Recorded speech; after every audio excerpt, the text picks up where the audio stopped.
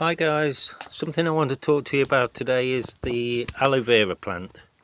Where we live, we're lucky that we've got quite a few in the garden. If you don't have them growing naturally, then obviously it's something that you can buy from your local garden centres.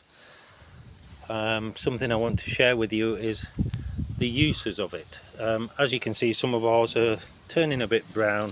We're into the height of summer, so they tend to get a bit water starved, which when you're using aloe vera can create a bit of a smelly product. But we have still got some that are of a nice green colour.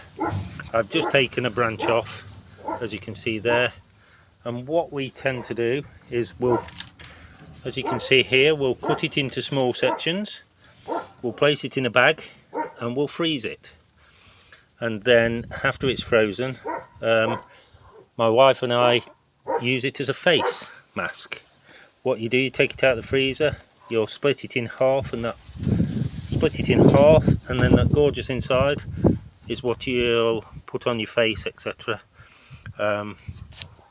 Some of the benefits of using this ice cold aloe vera is it may reduce inflammation, ease sunburn, it may help increase and speed up collagen reproduction, helps to nourish the skin and hair. So it's quite a powerful little tool. Obviously, if you're going to try this yourself, you need to do your own research. This is just, again, what we try, what we found and what works for us.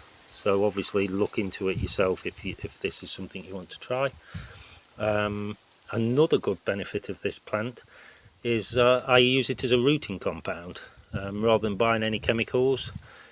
If you take a cutting, again, use this lovely internal bit, wipe your seedling in it, and it acts as a rooting compound that can encourage root growth.